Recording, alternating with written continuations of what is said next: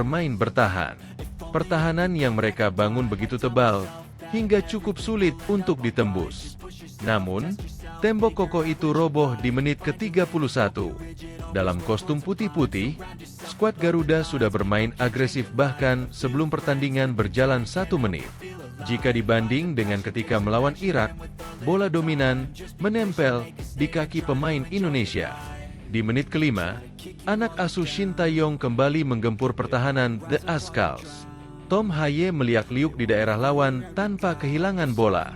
Karena tersudutkan, ia memberi umpan ke rekannya. Sayang, upaya tersebut dipatahkan oleh pemain Filipina. Skenario serupa terjadi kembali di menit ke-6. Tom Haye menyusup lini pertahanan Filipina. Bola ia umpan ke Marcelino. Si bundar diterima baik oleh Marcelino. Namun, sundulan Lino kurang bertenaga sehingga mudah saja untuk ditangkap kiper Kevin Ray Mendoza. Serangan bertubi-tubi dari pemain timnas sukses membuat tim asuhan Tom Saint Viet panik. Peluang emas sempat tercipta di menit ke-17. Kelvin Verdong mencoba melakukan tembakan. Akan tetapi, bola masih terbang sedikit di atas mister gawang yang dijaga Mendoza. Serangan balik dilancarkan oleh pasukan Ascals di menit ke-22. Pemain biru-biru mulai mengancam gawang Indonesia, tetapi mudah bagi Hernando menghentikan pergerakan bola. Memasuki menit ke-28, Asnawi CS memiliki peluang untuk mencuri gol. Marcelino yang lepas dari penjagaan memutuskan untuk melancarkan serangan sendiri. Tembakan yang ia lakukan sudah tepat sasaran. Namun, kiper Mendoza masih membaca arah bola dan menepisnya. Sepakan penjuru setelahnya pun belum menciptakan hasil. Bola mati belum mampu disetir dengan baik oleh Hubner ke arah gawang Filipina. Hingga akhirnya, menit ke-31 tiba. Bola berada di kaki Tom Haye. Sebelumnya, dirinya telah mencoba melakukan syuting jauh, tetapi bola masih terbang tinggi. Barulah pada menit ke-31, tendangan jauh Haye di luar kotak penalti berhasil menjebol gawang Mendoza. Gol. Skor berubah menjadi 1-0. Indonesia unggul untuk sementara waktu. Masuk ke babak kedua. Bek Rizky Ridho menambah keunggulan timnas Indonesia jadi 2-0 atas Filipina dalam laga kualifikasi Piala Dunia 2026 di Stadion GBK, Selasa 11 Juni. Mantap Pak Presiden. Bikin geger satu Indonesia. Pernyataan Presiden Jokowi laga timnas Indonesia versus Filipina. Seketika publik dibikin merinding mendengarnya. Duel krusial timnas Indonesia versus Filipina disaksikan langsung oleh Presiden Republik Indonesia, Presiden Joko Widodo. Presiden bahkan memprediksi Asnawi Mangkualam dan kawan-kawan akan menang dan lolos ke putaran ketiga kualifikasi Piala Dunia 2026 zona Asia. Saya akan nonton langsung. Yakin menang, kata Presiden. Sebelumnya juru taktik timnas Indonesia, Shin Tae-yong, memiliki keyakinan besar untuk melaju ke putaran ketiga. Bermain di kandang, ST menilai Indonesia memiliki kans lolos yang besar. Di grup kita saat ini, memang yang kemungkinan lolos hanya Irak, Vietnam, dan Indonesia. Irak sudah lolos, dan Indonesia punya lebih besar peluang lolos ke ronde ketiga dibanding Vietnam. Apalagi kita main home, kata Shin Tae-yong dalam jumpa pers jelang laga Indonesia versus Filipina. Sebenarnya di laga melawan Irak pun komposisi permainan kita tidak kalah jauh dibanding Irak. Saya tidak khawatir jelang pertandingan besok karena kita pasti bisa mendapat tiket ronde 3. Sambung ST menambahkan, kondisi para pemain di lapangan, mereka bekerja keras dan memberikan yang terbaik. Pastinya kita akan bisa lolos ke ronde ketiga. Jadi mohon kepercayaan dari masyarakat Indonesia untuk timnas kita. Jelasnya, Filipina yang sudah dipastikan tidak akan lolos ke putaran selanjutnya. Seperti yang kita tahu, tidak ada tempat lagi untuk kita mundur. Tidak boleh juga kita mundur dari sini, ujar Shin Tae-yong. Filipina meski gagal lolos mereka tetap memberikan perlawanan untuk timnas Indonesia. Itu disebabkan karena Tom Salviet baru saja bergabung untuk Filipina. Pastinya akan memberikan suatu hal baru untuk supporter Filipina. Akui kekuatan timnas Indonesia, bek Filipina secara mengejutkan berikan pujian luar biasa untuk timnas Indonesia. Bek timnas Filipina, Christian Rontini, menilai Indonesia merupakan negara yang fanatik dengan sepak bola. Stadion Utama Gelora Bung Karno, SUGBK, yang jadi venue pertandingan, juga dipadati para supporter Timnas Indonesia. Diketahui, lebih dari 50 RB supporter menyaksikan langsung laga Timnas Indonesia versus Filipina.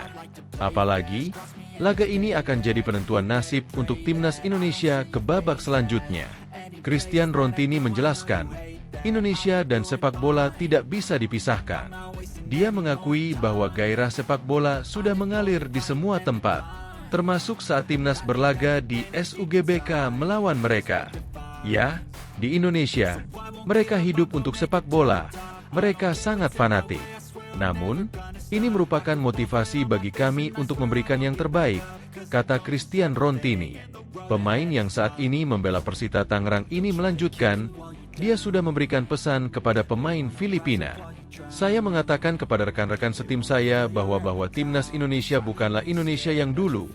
Kini mereka menjadi tim yang sangat mengerikan, ujar bek Filipina. Nasibnya bergantung pada Timnas Indonesia. Begini respons mengejutkan kiper naturalisasi Vietnam. Kiper naturalisasi Vietnam, Nguyen Philip memberikan respons soal peluang Golden Star Warriors lolos ke babak ketiga kualifikasi Piala Dunia 2026. Vietnam wajib memenangkan pertandingan melawan Irak di kualifikasi Piala Dunia 2026, Rabu, 12 Juni 2024, dini hari waktu Indonesia Barat. Kemenangan ini akan menentukan nasib mereka lolos ke fase berikutnya. Meski begitu, tim asuhan Kim Sang-sik juga bergantung ke hasil Timnas Indonesia versus Filipina. Pasalnya skuad Garuda punya perolehan poin lebih banyak ketimbang Vietnam. Andai Timnas Indonesia berhasil mengalahkan Filipina, maka harapan Vietnam pupus meski sukses menumbangkan Irak.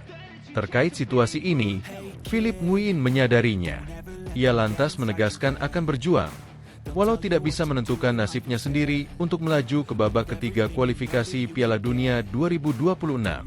Meskipun kami tidak bisa menentukan nasib kami sendiri, kami akan berjuang dan terus berjuang keras hingga menit terakhir, tulis Philip Nguyen dikutip dari The Tao 247. Di sisi lain, Vietnam juga tidak akan mudah untuk mengalahkan Irak. Tim asuhan Yesus Casas membuktikan diri sebagai yang terkuat di fase grup. Tim berjuluk Singa Mesopotamia ini berhasil meraih kemenangan dalam 5 pertandingan. Oleh sebab itu, Irak sudah memastikan 1 tiket untuk lolos ke babak berikutnya. Irak mengincar hasil sempurna melawan Vietnam. Apalagi Singa Mesopotamia bakal tampil di depan pendukungnya sendiri ketika berjumpa Golden Star Warriors. Go what?